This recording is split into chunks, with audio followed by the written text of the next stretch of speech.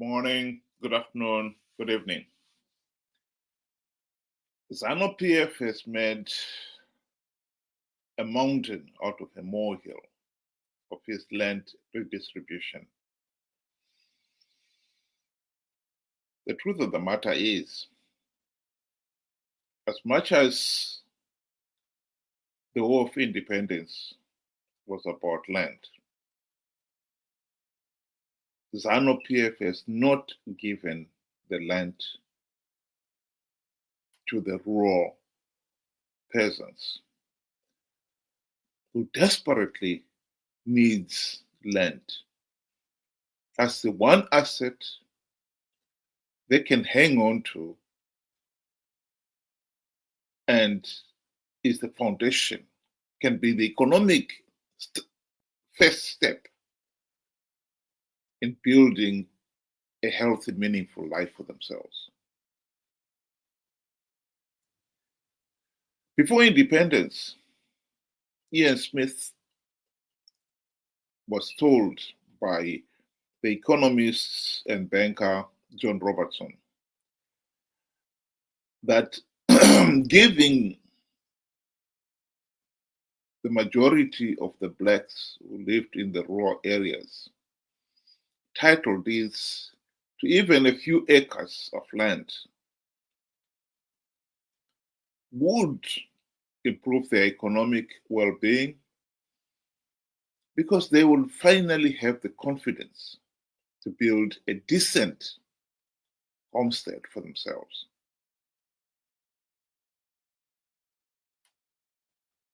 And this will be the stepping stone to even greater economic prosperity for Rhodesia. Ian Smith decided not to do anything about it. He retained the so-called communal areas where the rural people did not own the land. The land is owned communally and administered by the chiefs and the villagers. The reason why Ian Smith refused to give the title deeds was simple. He feared that if he gave the blacks the land and they had their foothold on the economy and they started to prosper, the next thing they'll be demanding is political rights. In other words, Ian Smith refused to give blacks title deeds for selfish political reasons. Ironically, after independence, the same John Robertson advised then Prime Minister Robert Mugabe that giving title deeds to the rural areas would boost Zimbabwe's economic growth. Mugabe refused to give the title deeds for the same reason.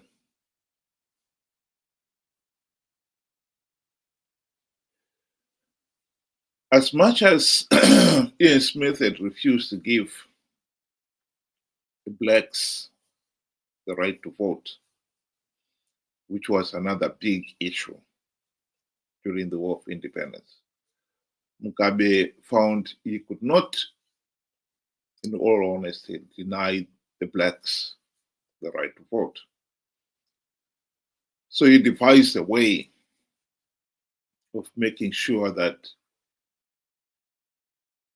that right to vote would be to his advantage. And so, even back in 1980, Zimbabwe's first elections, Zanu PF saw to it that the rural areas, most parts of Zimbabwe's rural areas, were no-go areas to other political parties. He wanted to have the monopoly of the votes in those areas.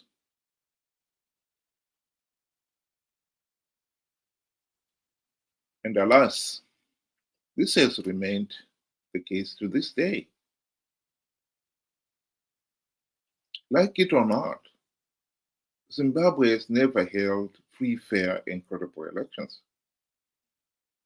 The rural people have never exercised a meaningful vote. Zanu PF has seen to it that they remain. The party monopolized the rural vote. Here is Margaret Dongo speaking to that very issue of why Zanu PF has maintained a stronghold in the rural areas. They have wrong priorities, especially the current government. How can you go and build an airport which services a few people, and the majority are the elite and the so-called investors? Look at the rural. I made you come to interview me because I wanted you to have the experience of the roads that we are using. If we go today to our hospital there, you feel pity with that's a hospital in a rural area. If we go to our clinic, you feel pity. We have no piped water here. Do you know the reason why the rural people vote for Zanu PF? One, they're intimidated. Two, the policy is that the rural people should remain poor and subservient to the government. They should remain poor, because if they remain poor, they continue singing the song for their master. This is why these people have been impoverished. It's for a reason. But at the moment, if you economic empower these people, they'll go out of hand. Zanu PF will never have control over them.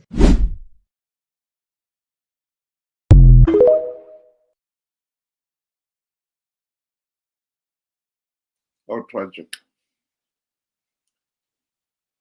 So 60% of Zimbabwe's rural people still live in these mud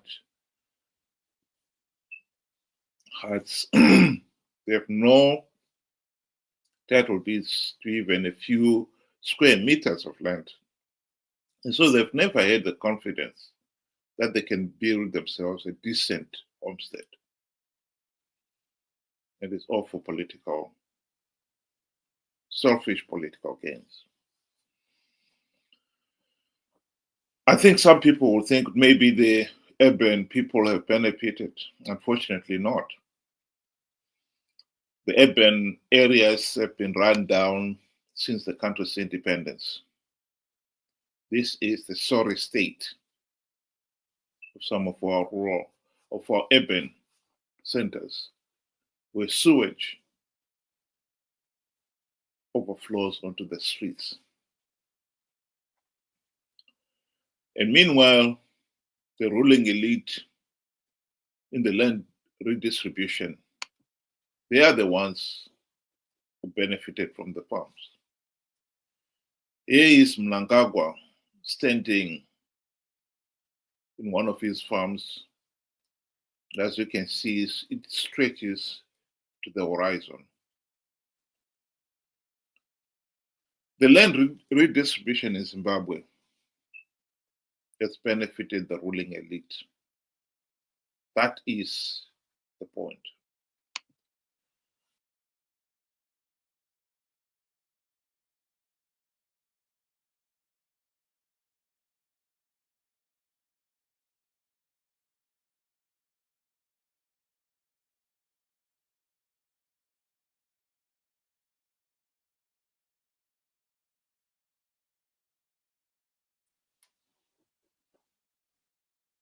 Where Mnangagwa, Mugabe's daughter, is going through a divorce, it was revealed that she has got a staggering 21 farms. And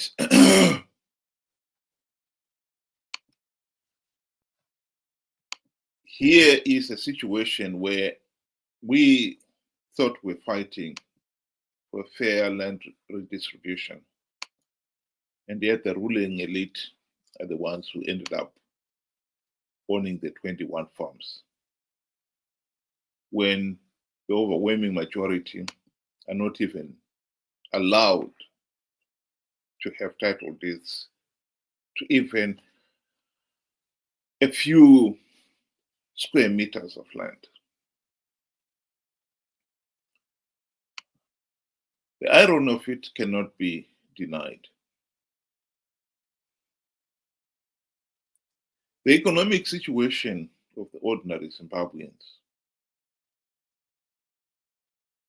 after independence is not really, economically, the situation is worse. The economy has been on the downward trend ever since the country's independence because of corruption and gross mismanagement. And all the other extreme, on the political front, yes, the people got the right to vote, but that vote really has been totally meaningless because it has been so tightly controlled. The people are nothing more than medieval serfs, beholden to the Zanu PF ruling elite and their proxies. Recently, President Mnangagwa has granted title deeds to people, to the farm owners. And what is so interesting about this is that the title deeds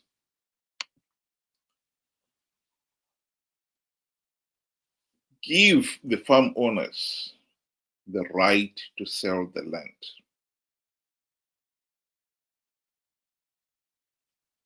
These Zanu PF ruling elite got these 21 farms and paid absolutely nothing for it. Most of these farms were seized from the white owners who were told they had to leave the farm with nothing more than the clothes they were wearing. So these individuals would walk in, inherit everything that is on that farm. The government has since come to an agreement to compensate these white farmers for not for the land, but for the assets that they had. Some of them had built dams, barns, and many of them, when they were forced to walk out, they left their cattle, the farm produce, everything. This is what they are being compensated for. And government has come to the decision that the $3 billion compensation will be paid by the taxpayer. The individuals who were given these farms are not contributing, not even a penny. And yet now they've got title deeds. They'll be able to sell those farms. And they are selling those farms, making an enormous profit. The ruling elite, they're selling to every other ordinary Zimbabweans, desperate to have to own a piece of land.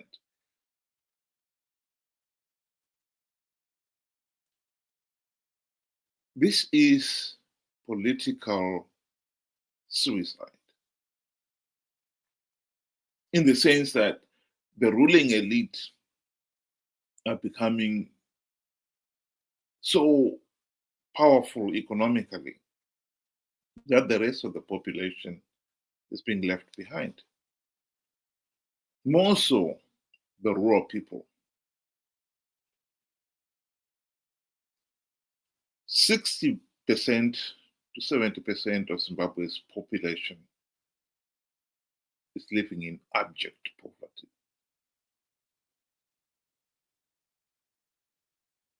be they in the rural areas or in the rundown urban centers. And Zanu PF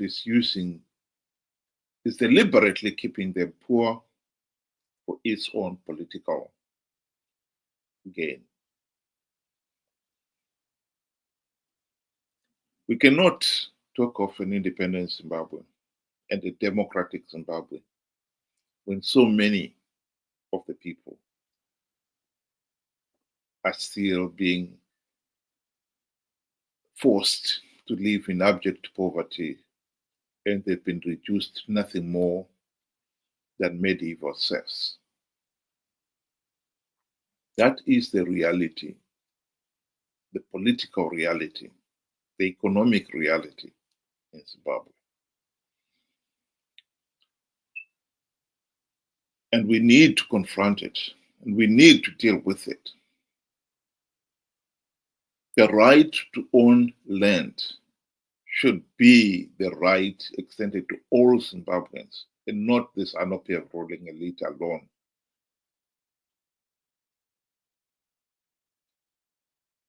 Communal areas, people in the communal areas must be given the right to own land. I don't see why people in the rural areas should not be given title deeds to no more than even the size of a football ground on which their homestead stand. They will build themselves a decent home.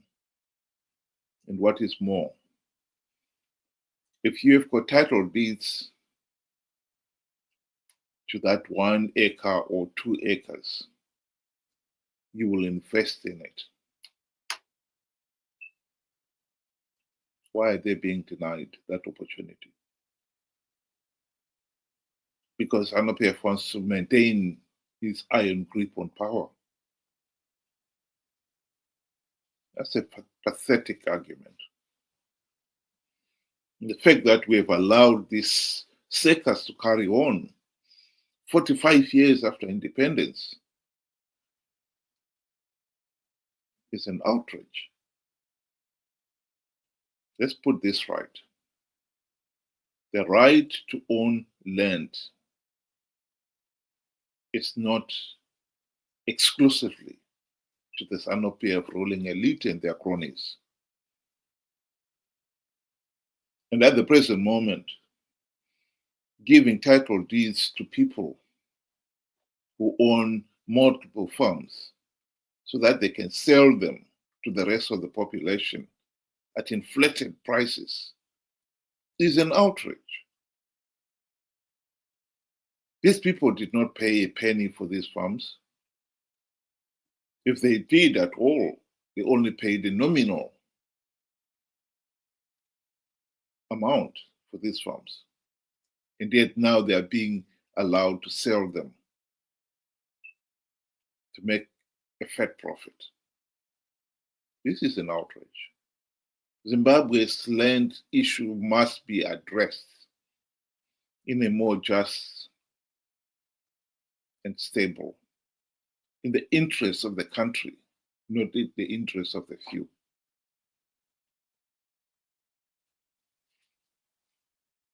Thank you very much for joining me this afternoon. Have a good day.